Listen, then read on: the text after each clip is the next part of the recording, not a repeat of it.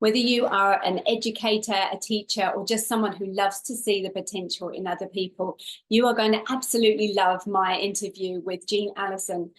Join me as I talk to her about her journey from working in an inner city school in London all the way through to running her own successful life coaching business. I hope you enjoy it. So welcome, Jean. Thank you so much for joining me today. Thank you. Thank you. What a glorious introduction. Yeah, I'm hoping I can dig into the depths of my brain and find some treasures for you. I'm sure you will. I guess the first thing that I'd like to ask is really about your journey to becoming a life coach um, and what the journey was. What were the first moments where you decided that that was the right path for you? And how did you decide to come on this course? All of that lovely stuff. My gosh, yes. So yeah, so much wonderfulness amongst that. And I guess first of all, I'd love to acknowledge the complexity of that question. There are so many contributing little bits. I've had quite a sprinkling career, um, lots of time in administration before I trained as a teacher around 25 years ago now. So it was really, I guess I've always been incredibly curious about the language that we use and the impact that that can have on us, both internally, but both and then with our relationships with other people as well. And I'm intrigued by the way the words we use can unite us or divide us. Mm. They can bring us closer together, they can heal us or they can harm us. So that's kind of been an underpinning curiosity I've had, I guess, for forever. Think as well, when you were talking about that, I just had this lovely image of a river and all these little tributaries kind of coming into it and feeding into this, the feeling of purpose and being in the right space and all of these things that add to your story on the way and take you where you need to go. I love that image. That's absolutely, yeah, that feels very, very true. So what I found was when I was started my teaching career was that I just seemed to keep on falling into positions where there was either a need or an acknowledgement of social skills for children, or I kind of had a sense of things aren't right for this child. This isn't gelling right. So what's going on here? So that curiosity behind that. So I guess though, that in its own right was kind of coaching as well. And then, I think that one of the first things we kind of teach on the course is that you are already a coach. And if you look at what's kind of been in your life up until that point, you have been coaching in different ways. It's just now about putting a framework around that and learning the techniques and bolstering what you already know. exactly, adding to that bucket, adding to that kitty, our toolkit. Absolutely. So I found myself shortly into my career shifting to London, and I lived there for 10 years. And I went from a really quite sweet Decile 9 school here in the South Island of Aotearoa, New Zealand, to a school in Hackney. And if anyone knows anything about London, Hackney is a very inner city. At the time, it was quite a deprived area. In the UK, they run a system where it's a league tables. I'm not sure if that's still relevant or not, but league tables kind of rate schools. And Hackney was as a borough, as an area, was at the bottom of the league tables across the UK. And the school I went into was second bottom of that league. So it was a culture shock for sure. Yeah. I Yeah. laugh because I've done a lot of teaching in London in my early 20s and did supply teaching. We were just talking about it before, and being dropped into some of those schools. It really is eye-opening, the level of, I mean, I remember walking into one class and all of the children threw their pencils at me like that as I walked into the classroom. So you never Mhm. know what you're going to get. You never know what and it feels like going into battle every day. So Mm, mm. having that curiosity to understand where those children are coming from, where the teachers are coming from, who are off sick most of the time I was there, so they, didn't want to be there. Yeah, yeah, absolutely. Yeah, and I can still feel that clock in my system actually, those first few days of teaching, just being so bewildered and just what on earth is going on here? So look, I had books coming out my ears that I was reading and trying to find some sense and understanding and what I could do to like reach the children and also work with staff because there was a lot of disengagement amongst the staff. I mean, having this experience on a day-to-day basis, it makes sense that their nervous systems would start to shut down. You can't go into that space of sense of attack and live there for long. Yeah, our nervous systems will do whatever they can to keep us safe. Yeah, and so that one of the, I guess, one of the first things that you would, kind of those links in the chain that have made you really interested in neuroscience and Mm. work. Yeah, absolutely, absolutely. So just through conversations, I'd pop in and see the head teacher in the morning and say, "Oh, look, should we try this, or should we try this? Or I've just been reading about this, and I'm wondering if that might support the emotional aspects and the emotional needs of the children, and just knowing there was no point trying to teach reading and writing when you've got children with such high emotional needs. So I got a job created for me where I was made the leader of learning for engagement in this school, and I had 2 glorious years of leading the school through an emotional journey, mostly working with the teachers, and then that feeding into the classroom, and it was really interesting. But part of that journey led me to meet a wonderful lady called Maria Arpa, and she's doing the most incredible work in Dartmoor Prison over in the UK, running a program called the Dialogue Roadmap, which is really sort of combining the deliciousness of nonviolent communication with some neuroscience and some other bits and pieces. And it's having an incredible impact on prisoners that are running within the system. So it's a place where, or it's a way of being where we use nonviolent communication to mediate um, conflicts that we have. So it was kind of coming from the perspective that conflict will always happen. Yeah, so I got to meet Maria first of all as a client. It was around this time also that I started to kind of acknowledge that what was going on for me wasn't very healthy. It was the first time I sort of came across, oh, I just don't know that I'm very happy. I was used to how I was feeling that felt like normal. And then I'm just thinking this maybe isn't normal. So I went to see Maria as a client and got to find out about nonviolent communication and work with her as a human being on this planet as well. And it was just beautiful to go into the space and be accompanied, Mm. just be held on such a deep, compassionate level. And that was, excuse me, a real game changer for me. You remember Um, kind of one of the moments from that process that was the most impactful for you? I think it was that overall sense of being held and heard in a space of complete non-judgment. So for me, I'm thinking about past experiences I've had where perhaps I've reached out to friends or family or whoever it was with, something that's bothering me or irking me, and just having that sense of walking away from those situations like, oh, I'm wrong. There's something wrong with me. Yeah. Or perhaps being in those situations and being met with some advice, which from a relational neuro science perspective, it's unsolicited advice actually causes our cortisol levels to spike, which we know is our stress hormone. So when you get perhaps handed some unsolicited advice, if you notice you're kind of like, oh no, that's, you kind of feel a sense of repelling, that makes total sense. Yeah, in your body. And that's how we respond.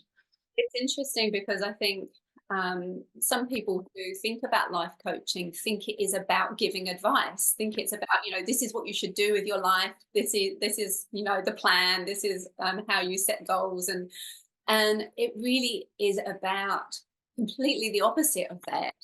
It's about drawing out from the person what it is that lights them up inside, makes them feel joy, and putting them, giving them that space to be able to find that for themselves. Yeah. I think of it as reclaiming that sense of, yeah, reclaiming is a like a word that really comes quite strongly to me. And like coming from the perspective of every single one of us knows what's best for us.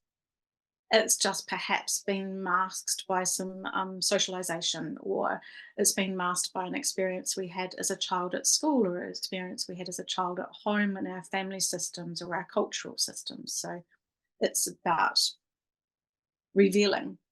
Yeah, and I think we think about moving those blocks aside, the things that are holding us back or slowing us down from being where we know we will feel good and reach our kind of, not reach our potential, because that sounds like it's an end game, but Yeah. go towards it. Yeah, yeah, exactly. Yeah, so fast forward a few years, I had 10 years living in London and then came back to New Zealand and had the joyous um, privilege of being a principal at one of our schools here. And yeah, the same thing. I just had this, it's kind of like a nagging in my ear saying, there's something else you should be doing, Jean, there's something else. And just lots of little things started falling in front of me. So I started learning about internal family systems. And I started learning, I did the year-long training for the dialogue roadmap with Maria, which was just, it was life-changing. And exploring nonviolent communication and domination culture that we are all part of, like that might sound like I'm right, you're wrong. Or as you were talking before, Sarah, Sarah, acknowledging that, life coaching isn't about me imparting my knowledge onto you. It's about holding a space and allowing you to reveal what's your truth. That allows both of you to kind of add to it and grow together. As a coach with all of my clients, I always come away from it with a new perspective or a new understanding, so that it's not just like, and I think coming from teaching, it's quite a kind of model that we think will put knowledge in someone's head and then they'll be fine. But that whole paradigm shift of Mm. allowing them to, you know, get passionate about something and propel themselves in that direction is so important. And it's so sweet, isn't it? Because of course we want the very, very best for the people around us. So it's sort of like we want to impart all of this wisdom and knowledge and understanding that we have. But from a relational neuroscience perspective and how our bodies actually work, So what's that the doesn't help. for coming onto the life coaching course and Mm. changing direction in, well, not changing direction, but adding that to the toolbox? Yeah, that was the most interesting time. I remember it quite vividly. There was 2 courses I wanted to do. So I trained in EFT when I was over in England, and it had been quite a while since I used it. What EFT is, can you just kind of give a Mm. quick overview of that? Because I think Yeah. it's a useful modality to know about, and if you're interested in learning more about it, it's something that works really well for a lot of people. It does, yes, it does. So EFT is emotional freedom technique, and it's been around since around the 1970s. There's quite a gorgeous backstory about how it revealed itself as a modality. And so anyway, I trained in EFT over in London, and it'd been a while since I'd used it. And I wanted to, it's getting more and more of a sense of I wanted to be working with people. So I was aware of a training over in Christchurch for EFT, and I was going, oh, look, that'll be great. I'll go and refresh. And then I was kind of stumbled across the coaching site, and I saw the training was also over in Christchurch, and it was a similar time frame. So I got out my magical pendant because I thought that will solve the problem, and I held it over, do I do the life coaching course or the EFT? And the pendant said both. My mind was going, "Oh, I don't think so," but I thought, "Oh, why not? I'll just follow what it said," and so I did both, and so that's how I came to do the life coaching course, and it was really about wanting to, I guess, consolidate some understandings that I had, and as you say, kind of be able to put more of a framework around what I was doing. So Can you tell us a little bit about your experience on the course, any kind of personal breakthroughs that you've had, or, just the experience of meeting all of the other coaches on the course? it was 5 days of deliciousness. It really was, and each day it was just learning one or two tools that kind of opened my eyes and gave me, I guess, just, yeah, tools for asking questions in a different way to help dig in or help the client dig into their, revelations of what was going on for them. So, mm, And do you still keep in touch with any of the people on the course? a couple I do, yeah, yeah, I yeah, think that's the feedback I get from quite a few people, is that they make lifelong friends, and those relationships continue on out of the course as well. And so then you finished your training, and tell me about, like, what's been happening since then. We were talking a little bit before about a lovely course that you've been running, so we'll get to that at some point. mm, yeah, absolutely, absolutely. Yeah, so that was when I really started digging into relational neuroscience. And after that, I did the training with Maria on the dialogue roadmap. Um, and just learning the impact of, um, I guess, it's non-violent communication. So an acknowledgement of the little violences that we experience on a day-to-day basis. And that can be a slight microaggression when somebody kind of snarkies back to us when we make a comment. A sarcastic comment back to us is like a microaggression to our nervous systems. We might not clock it in our brains, but our bodies do. So I've got this gorgeous book sitting right here. It's called The Body Keeps the Score. That's been quite impactful on my There's what's his name? Bessel. Vanderkolk. That's right. No, Yeah. I'm doing a training soon, which is very similar vein to that. So yeah, really Yeah. interesting. Yeah, yeah. So, yeah, learning to work with clients in a way that's trauma informed, in a way that's not going to, because we've all got our stuff, we've all, and so in a way that's not going to trigger a client back into that nervous system state of fight and flight. We want to work with clients so that we're keeping them in a place of social engagement, and most importantly, I think, is that space of accompaniment.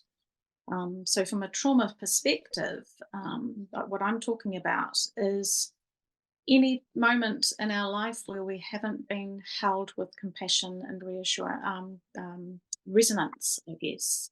So, I'm thinking of my time teaching, and you've got somebody coming up to you in the playground, and they're saying, "Oh, so and so won't play with me," and to my I wish things were different. If I'd known now what I knew then what I know now, I would have responded differently. But turning to that child and saying, "Oh, Bob's over there, just go and play with them."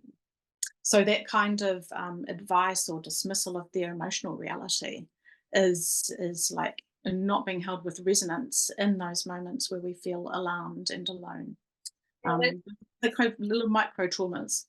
if you and you said you'd love to gift to your younger self what you know now.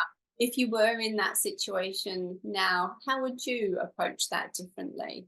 Yeah, and it's so sweet because it doesn't take long. It's not like I need to sit down and have a conversation. It's like, oh, I might just say, "Oh, I wonder if that feels a bit yucky in your tummy." And they're just that relaxation of the nervous system because our bodies love it when our emotional truth is named. Yeah, our bodies relax when our emotional truth is named. So yeah, just something like that, or oh, I'm noticing that makes me feel a bit squishy on the inside. is that what it's like for you? And children, I love to think of them as puddle jumpers. So they're all fixed with that, and off they go and have a connect with somebody else. I Fingers think, I'm hearing some examples in my coaching of when I've used very similar wording, and sometimes it's just you're sitting there and you might notice a kind of passing expression on someone's face, or it may be that you just get a sense that something that you've said or something that they've mentioned has hit a chord, and yeah. then it's just noticing that and saying, I'm noticing that something's happening for you now. Do you want to tell me more about what's happening? Absolutely, and bringing in that curiosity again, and like the resonance work that I do, it's all about asking a question rather than actually making a statement. So you just had a look go across your face. Would be making a statement about my observations, but that might not be anything that's going on with the club. So I love that. Oh, I just noticed that maybe your facial expressions changed a little bit. And I'm wondering if there's something that you'd like to explore there. So always keeping agency for the client as well. That's wonderful. So, like weaving all of this into your new life, or the way that life has changed for you since moving out of kind of normal work into running your own coaching practice, becoming a transformational coach, and helping people on a daily basis. What's the most lovely thing that's changed for you? Gosh, what a great question. I've just finished with a client, so we run a 6-week individualized course called Taming the Inner Critic. Um, and just what comes to mind with me is just the beautiful relationship that we built over that time, and her turning to me at the end and just saying the insights and the amount of change that she experienced in that time was incredible. And in particular, the way she was able to be like to express more self compassion. So, in a sense of I make sense, I'm fine, that, yeah, that's really quite sweet. Mm. I guess it's something that, especially in today's society where we are kind of bombarded with all this messaging and Mm. media and, in comparisons, comparing ourselves to other people, and do I need this thing? And all the information that's coming, I think that ability to go inside to your inner self and know that you can trust your inner self, to know that you can be kind to yourself, and to know that, as long as you do go back into your true self, that everything is okay. Absolutely. And, for multiple reasons, we have to, many of us have to learn how to do that. Um, Become our own. Like a relearning, isn't it? Because I think when we're very little, we do know it. We, as very small children, we understand that our voice inside is good and has the right things, and it's only through what we're taught as we grow older that those layers kind of stop us from accessing our true self. We talked about it before. So Jean, you've got a little thing that you want to do with us in terms of coaching or sharing some coaching knowledge, or I can't remember what it was that you wanted to do now. It was something exciting. I know. I just really wanted to, because a lot of the work I do is bringing awareness to what our world is like when we are interacting via our left brain, and what our world is like when we're interacting via our right brain. So our left brain is what it's a kind of our left instrumental brain. So it's very factual. It likes lists. It likes organization. It's not very good at integrating new information. So its best attempt at integrating new information is blame or judgment. So our left brain tends to, if something comes along and it's new, it might, or it's a bit controversial isn't the word I'm looking for. It's against what we believe or whatever. Our left brain or Fit in with, this is my map of the world and this is slightly to the side. thank you. That's a beautiful way of putting it. I love that. This is my map of the world. So something that's slightly to the side of my map of the world. Our left instrumental brain will judge and blame, and our right relational brain actually seeks with curiosity. So a lot of the work I do is actually teaching people around that and, developing skills and ways of being where we can operate in the world from a right relational brain. And in that space, we get to process and acknowledge all of our emotional experience. So I just really wanted to share a sense of what it's like when we attune to somebody using our right relational brain. That would be lovely. You wonder, Sarah, if we might, if you'd be willing to help me demonstrate that, and then if people would love to have an experience of that, maybe we could do a Absolutely. breakout room, or if people would rather just watch it, then that's absolutely grand as well. Yeah, thank you. So the first thing I'm going to do is just come into myself and develop an awareness of my body and what's going on inside it, and in particular I'm going to focus on the vagal pathway. So I'm looking for sensations around my face, my throat, my chest, and my stomach. So we're following that vagal nerve pathway. It goes right down into the stomach. And I'm noticing I have a lot of kind of buzzy energy around my chest at the moment. I'm noticing that there's a little bit of tension in my jaw. There's some slight tightness around my eyes.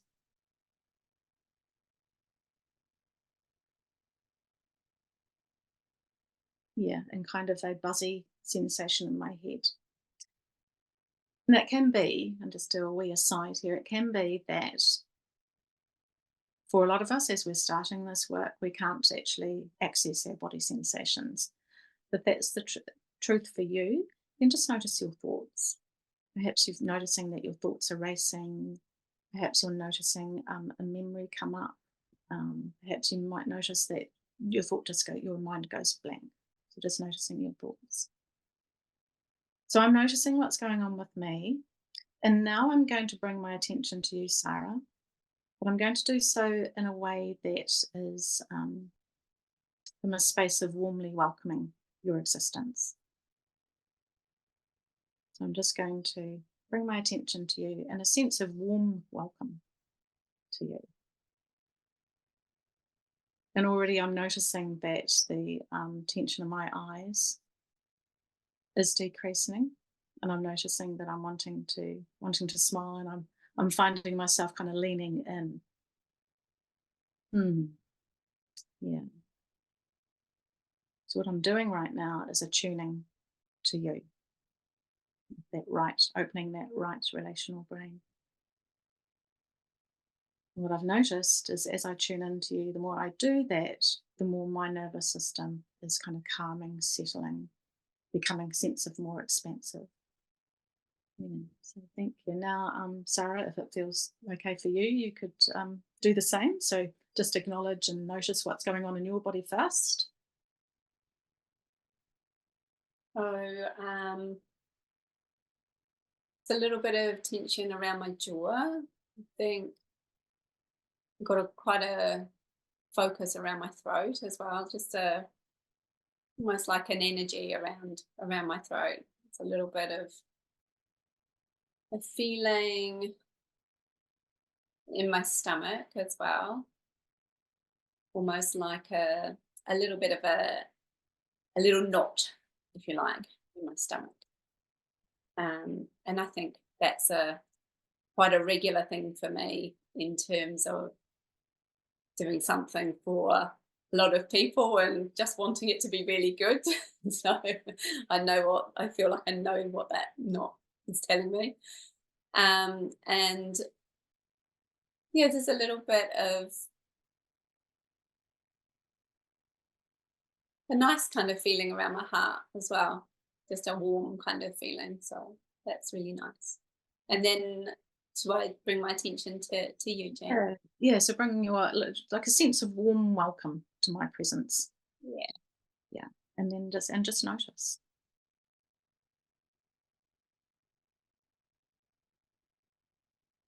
It's so interesting because already I can feel this almost, it sounds weird, but this lovely energy kind of shooting out through the miles and reaching you where you are and somehow connecting us, so that there's this lovely flow of energy. And as I think about that, this lovely kind of relaxing, warm feeling has just surrounded me. So yeah, it's really nice just to notice.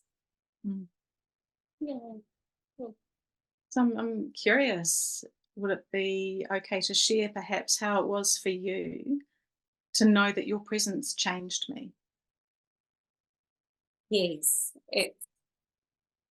it's actually a really lovely feeling to know that your your being is impacting someone else. And I think that as humans, that's what we want, isn't it? We want that sense of connection. We want that feeling that we're part of something else, that we're part of everybody, that we're this kind of not just, you know, a little silo of information by ourselves, but that we can connect. And when we do, it makes us feel like valued.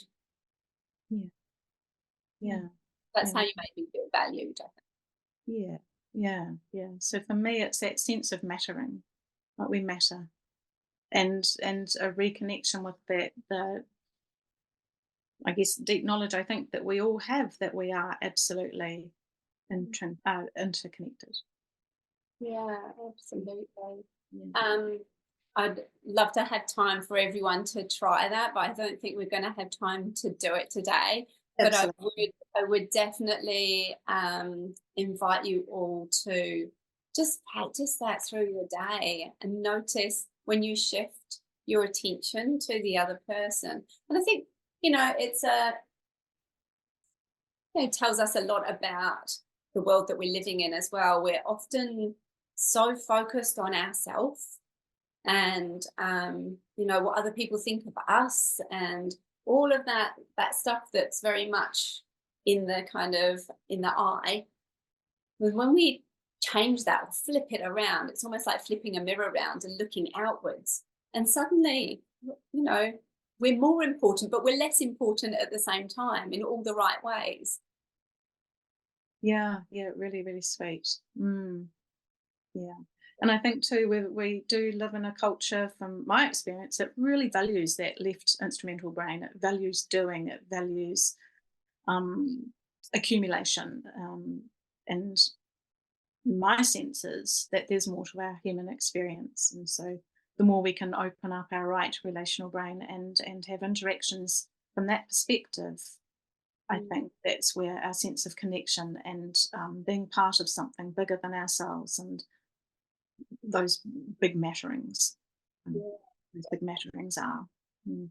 Beautiful. I've learned so much, Jane. It's just been the most amazing time with you. We're so lucky. And what I'd like you to do, just before we finish up, and we'll have some questions at the end, is just if you could let people know how they can get in touch with you. I'm sure there'll be people here that may not have a question now, but later on they'll go, "Oh, I wish I'd asked Jean that." So having some contact details would be wonderful. Um, and as well as that, just no, there was something else I was going to say, but it's gone out of my brain, so it will come back. Yeah, It'll- yeah. So I'm just in the process of updating my website, but you can find me at jeanellison.com. that's Um, to remember. it's pretty. That's why I've changed it just recently. It's like, yeah, that kind of fits more in the direction that my work is going in now. And yeah, and I also have that 6-week course, Taming the Inner Critic, if you feel like your internal world is pretty harsh and not a very pleasant place to be, that might be something that you'd like to explore. Or just even coming along and having a resonant healing session. Yeah, wonderful. And you're based just outside Christchurch? I'm halfway between Christchurch and Dunedin, but I do all my work via Zoom, unless you're local and you'd like to pop in. But yeah, via Zoom is just grand. Wonderful. And, if you are a coach and you already have clients, sometimes it's lovely to have people that you can refer them to, especially if, you think, oh, Jean would be perfect for this person, then it's lovely to have a little kitty of good people that you can refer people onto as well. So we'll get on to the question and answer part. Does anybody have a question for Jean? And I will you can unmute yourself or feel free just to pop in something down. Or it might just be that you want to make a comment or have an observation. Yes, I'm wondering, hi, thank you both very much. I'm wondering about the trauma training. Like for counselling, is there a trauma counselling or trauma coach training? Could you help with that? Giving information on that? So my personal experience of training has been through the Dialogue Roadmap and training in nonviolent communication, and then also training in being able to provide resonant healing. So that space of where you're deeply heard and understood. I'm not familiar with other trainings that are offered. I think that's a really good point, that there are so many different ways to work in a trauma-informed way with people. And, as a hypnotherapist, which I coach and I'm a hypnotherapist, so I work in that space to help people to work with parts, with their inner child, and all of those things really allow them to step away from the trauma, to be able to take the positives from it, whatever they are, whether they've learned to be strong or learned more about themselves, what they don't like, what they do like. There's always some learning, whatever level that is, and allow them to, I guess, use that ability to send a feeling of forgiveness to their younger selves and to anybody else who is involved in that is really important. So I would investigate, Anita, the different ways that resonate with you if you're wanting to do some more training in that area. And yeah, you'll be drawn to the ones that are useful for you. Thank you. Thank you. Thank you so much, everybody. It's been a wonderful Wednesday. I've really enjoyed talking to Eugene and all of your wonderful stories and the lovely information that you've shared with us today. So thank you very much, everybody. Have a wonderful rest of your week, and I will see you again next week. Thank you. Thank you. Take care. Thank you. Thank you. I hope you enjoyed that video. If you'd like to find out more about professional life coaching training so that you can discover your true path and learn transformational tools and techniques, then click on the link below or go to nzlifecoaching.com/transformation.